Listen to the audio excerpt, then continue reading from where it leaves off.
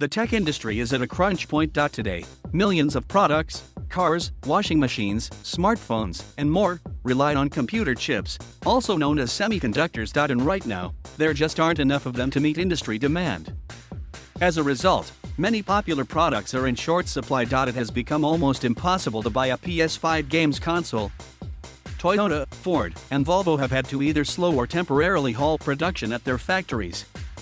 Smartphone makers are feeling the pinch too, with Apple warning that the shortage could affect iPhone sales. Even companies that wouldn't necessarily be associated with computer chips haven't been spared, such as CSSI International, a US firm that makes dog grooming machines, is feeling the effects. Some shoppers have already noticed these problems. Sales of used cars are up, for instance, because new vehicles, often packed with thousands of individual chips, are in short supply. Chris Halpin, a musician based in North Warwickshire, is one of many who have experienced disappointment. Mr. Halpin has cerebral palsy and leases a car through the Motability scheme. His current lease ends in October, and under the rules of the scheme he must replace his car at that time. However, his local dealership has told him that the car he ordered has been delayed until January next year at the earliest.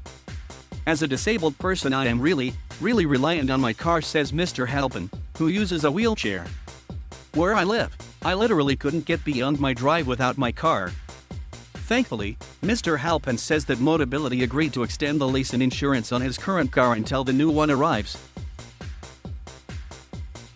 In the coming months and, particularly over Christmas, it's possible that even more products will fall foul of the shortage. So, what is going on? The chips that are in short supply perform various functions in modern products, and there are often more than one in a single device. Pyotr Estantempsky is the founder and owner of 1BitSquared, a US-based firm that specializes in electronics hardware.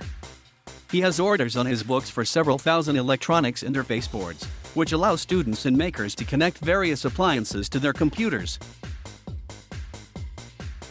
But Mr. Estantempsky's suppliers say that some of the components he needs containing semiconductors will not be available for 12 months or more.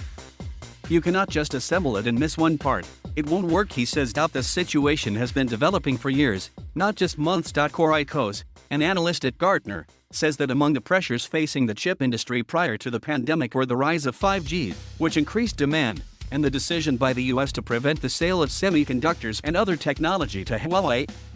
Chip makers outside the US were quickly flooded with orders from the Chinese firm. Other, less obvious, manufacturing complexities have also hampered the supply of certain components. For example, there are two main approaches to chip production right now, using 200mm or 300mm wafers.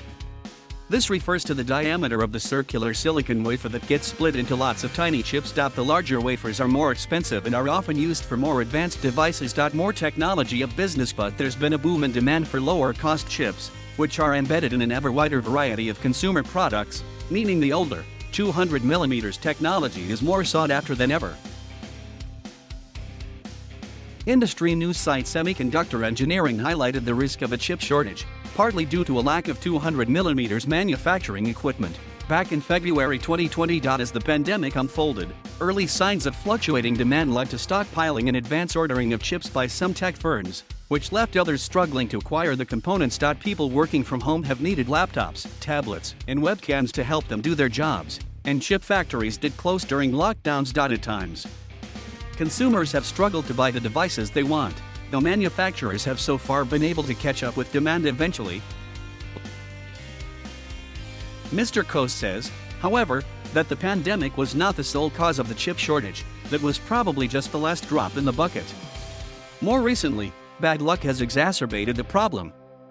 An atrocious winter storm in Texas shut down semiconductor factories, and a fire at a plant in Japan caused similar delays. Logistical headaches are compounding the situation.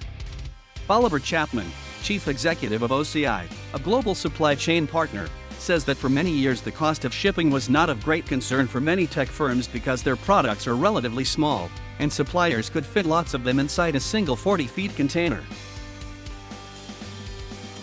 But the cost of moving shipping containers around the world has ballooned because of sudden shifts in demand during the pandemic. It is accompanied by a rise in air freight fees and the lorry driver shortage in Europe. Sending a single 40-feet container from Asia to Europe currently costs $17,000, says George Griffiths, editor of Global Container Markets at S&P Global Platts. That's a greater than tenfold increase compared to a year ago, when it cost around $1,500. Chip makers are responding to sustained demand by increasing capacity, but that takes time, says Mr. Coase, not least because semiconductor factories cost billions of dollars to build. That is not going to be solved by this Christmas, and I find it hard to believe it will be solved by the next Black Friday, he says. Bosses at the tech giants appear sharply aware of this.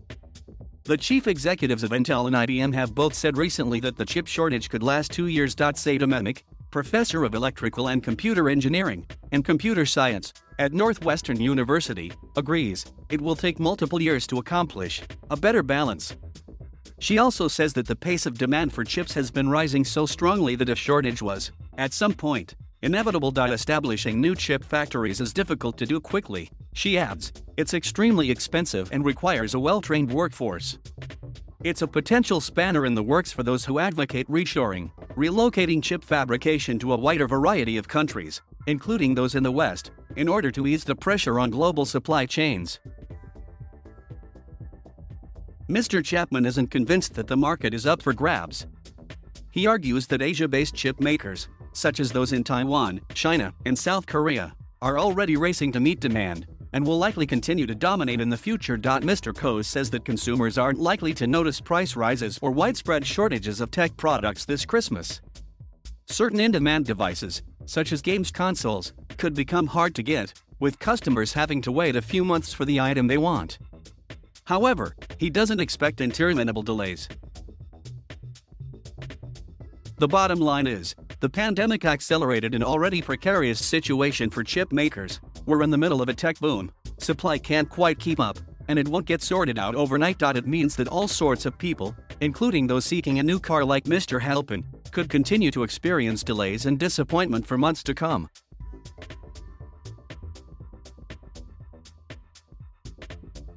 Thank you for watching. Please subscribe.